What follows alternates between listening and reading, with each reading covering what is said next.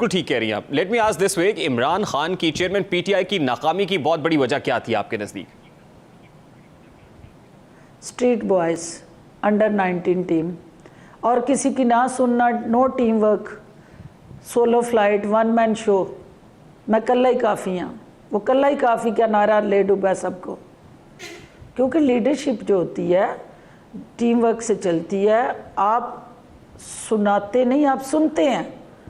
वहाँ सिर्फ एक ही काम था कि मेरी सुनो सारे, मैंने किसी की नहीं सुननी। तो जब आप किसी की नहीं सुनते, अपनी सुनाते हैं, तो फिर क्राइसिस जन्म लेते हैं। और सियासी जमातें ऐसे नहीं चलती हैं। सियासी जमात चल भी जाए, हुकूमतें नहीं ऐसे चलती हैं। हुकूमतों में सारे स्टेक होल्डर्स जो है वो सुनाते हैं, और जो चीफ एग्जेक्टिव होता है वो सुनता है, सबकी सुनता है, और फिर कानून के मुताबिक, आइन के मुताबिक उस पर अमल करता है। तो यहाँ रिवर्स चीज़ थी। यहाँ कहते थे कि सारे बैठ के सिर्फ मेरी सुनो। जो कुछ आज पीटीआई को सामना करना पड़ रहा है, जिस चीज़ का, चेयरमैन पीटीआई रिस्पॉन्सिबल है? आपको लगता है उनकी मुशीर भी और मुशीरों का भी मरवाने में बहुत बड़ा हाथ है? देखिए, कोई शख्स भी जब तक वो कानून का कच्चा ना हो, उसको कोई उसके कान भर नहीं सकता, उसको मिसगाइड कर नहीं सकता। और घर के अंदर जो इंसान का सबसे इम्पॉर्टेंट टाइज होती हैं, वो उसकी फैमिली होती है, उसके बच्चे होते हैं, उसकी वाइफ होती है। और होम मिनिस्टर जिस घर में तगड़ा होता है, आपने देखा हमेशा वहाँ डिक्टेशन चलती है। तो जो होम मिनिस्टर हमारा घर के अंदर मौजूद था, हिडन और नज़र नहीं आ रहा था, वो इस सारे स्ट्रक्चर को ज़मीन बोस कर रहा था अपने इश्तहारों की आड़ लेके।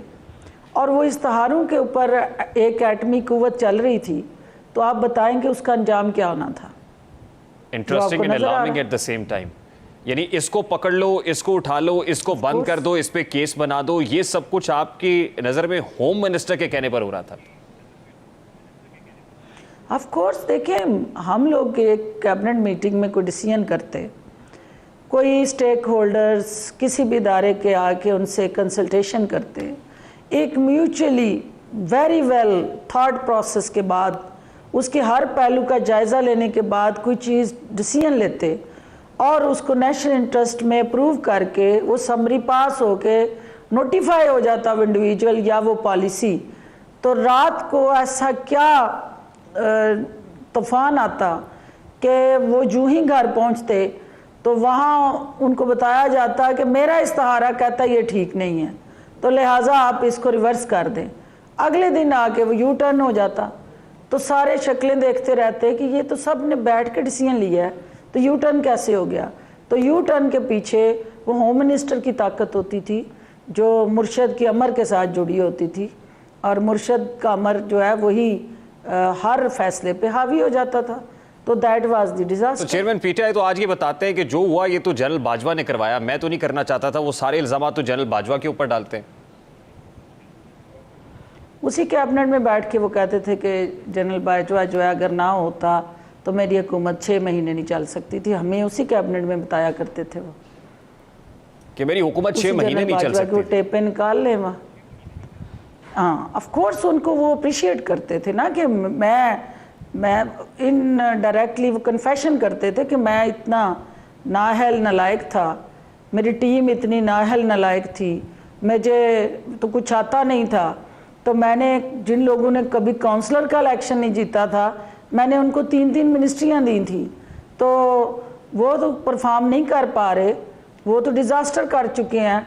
तो अगर अब मैं कोई थोड़ा लूली लंगड़ी गवर्नमेंट को लेके चल रहा हूँ तो उसके पीछे फिर मुझे सपोर्ट है, वरना मैं तो कब का घर जा चुका होता। ये खुद कहते थे वो कैबिनेट मीटिंग्स में।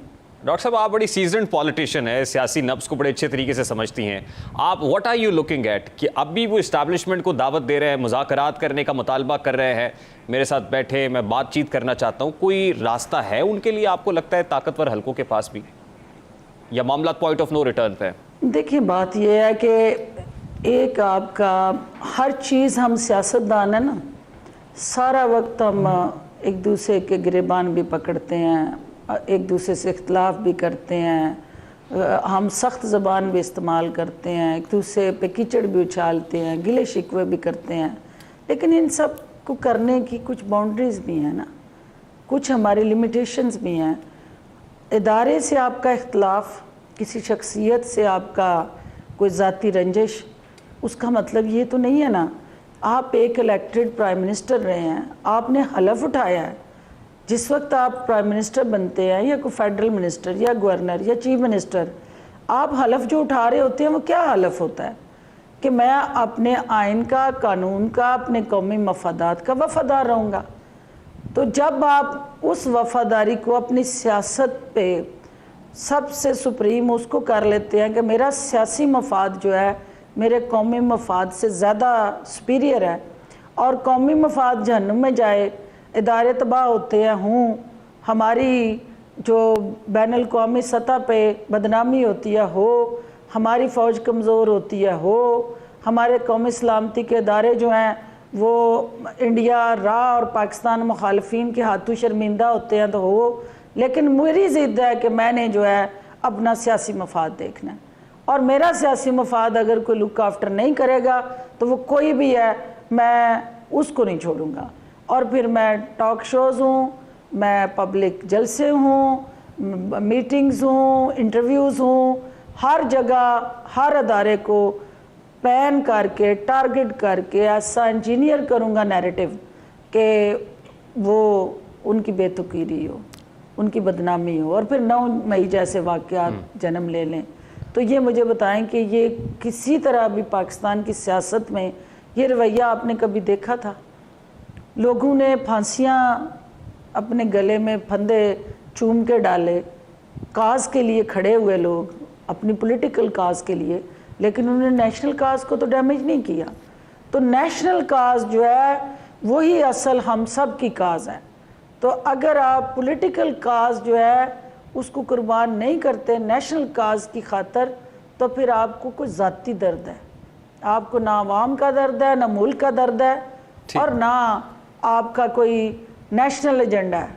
आप सिर्फ अपनी ज़ात के कैदी हैं, अपने मफादात के कैदी हैं। डॉक्टर साहब, और ये जो ज़ात के गिर्द घूमने वाला शख्स है, उसके मेरा नहीं ख्याल कि मुल्क की किसी उस नेशनल इंटरेस्ट के साथ जुड़े एजेंडे में उनकी कोई जगह बनती है। जस्टिफाइड है। लास्टली डॉक्टर साहब, आप जहांगीर तरीन साहब लंदन में हैं, एक्सपेक्टेड है मुलाकात की मियां नवाज शरीफ साहब से होगी भी। दोनों ही इंटरेस्टिंगली नाहल भी हैं, डिस्क्वालीफाइड भी हैं। आज सेनेट से जो है वो इलेक्शन एक्ट में तरमीम भी मंजूर हुई है।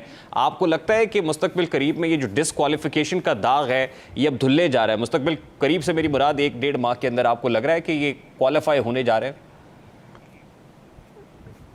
अगले 2 माह जो है वो पाकिस्तान की सियासत के लिए अहम है, और ये पार्लियामेंट का इस्तेहकाक है। लोगों को नाअहल करने का कानून भी इसी पार्लियामेंट ने बनाया था, और अगर वो पार्लियामेंट जो है जो अपना इख्तियार, स्वाबदीद और इस्तेहकाक इस्तेमाल करके उस कानून में कोई तरमीम करती है, और आइनी और कानूनी तरीके से कोई शख्स जो है उस शिक का जो विक्टिम बना है, अगर कोई उसके अंदर आने वाली तरमीम जो है उसको बेनिफिट देती है, तो ये भी उसी पार्लियामेंट की ताकत है, और उस पार्लियामेंट के बनाए गए कानून को जो है मानना जो है अल्टीमेटली हम सब पे फर्ज है। और डॉक्टर साहब, इलेक्शंस देखें कि जो कानून की उस जी डॉक्टर साहब इलेक्शंस होते हुए देख रही हैं? इलेक्शन होते हुए नज़र आ रहे हैं मुझे, लेकिन उसके साथ साथ मुझे जुड़ा जो पाकिस्तान का मुआशी इस्तेहकाम है वो बहुत ज़रूरी है, और इलेक्शन और मुआशी इस्तेहकाम दोनों को साथ चलना होगा, अदरवाइज़ हमारे लिए फिर सियासी चैलेंजेस बढ़ेंगे। असेंबली तो मुद्दत पूरी कर लेगी अगस्त में, तो केयर टेकर सेटअप देख रही है, और आपको लगता है केयर टेकर सेटअप भी पंजाब की तरह प्रोलॉन्ग करेगा और 6-8 महीने साल तक चलेगा, उसके बाद ही इलेक्शंस? क्योंकि माशी इकोनॉमिक स्टेबिलिटी तो जल्दी आती हुई नजर नहीं आ रही। देखिए नाउज़ुबिल्लाह, मुझे तो कोई वही नहीं हंसी आती। मैं तो जो कानून में लिखा है मैं उसकी बात कर रही हूँ कि वो इस हुकूमत के जाने के बाद अगली हुकूमत को अपना टेन्योर जो है वो आइनी और कानूनी तरीके से पूरा करना है। उसके बाद जो है वो अगर कोई ऐसी सूरत हाल, कोई ऐसा क्राइसिस, कोई ऐसी सिचुएशन आती है कि बिज़नेस एज़ यूजुअल नहीं, तो फिर उसके बाद आपको जब कहीं क्राइसिस आए, मैं डॉक्टर हूँ, मुझे पता है कि मेरे पास नॉर्मल पेशेंट भी आता है फिर ऐसा पेशेंट भी आता है कि जिसकी इमीडिएट सर्जरी करनी पड़ती है, तो वो फिर मैंने पूछना नहीं होता कि आप घर जाके आएंगे दोबारा वापस, उसको ऑन स्पॉट सर्जरी करते हैं हम। तो जिस वक्त की सूरत हाल होती है उसके मुताबिक फ़ैसले होते हैं। तो अभी आने वाले वक्त के फ़ैसले अभी हम कैसे कर सकते हैं? Let's hope for the best. YouTube पर गूगली न्यूज देखने के लिए youtube.com की सर्च बार में गूगली न्यूज टीवी टाइप करें। गूगली न्यूज के पेज पर सुर्ख रंग के सब्सक्रिप्शन वाले बटन पर क्लिक करना ना भूलिए। YouTube पेज पर अपलोड होने वाली वीडियोस से बाखबर रहने के लिए बेल आइकन पर क्लिक कीजिए। आपको हर नई वीडियो के बारे में नोटिफिकेशन मौसूल हो जाएगा।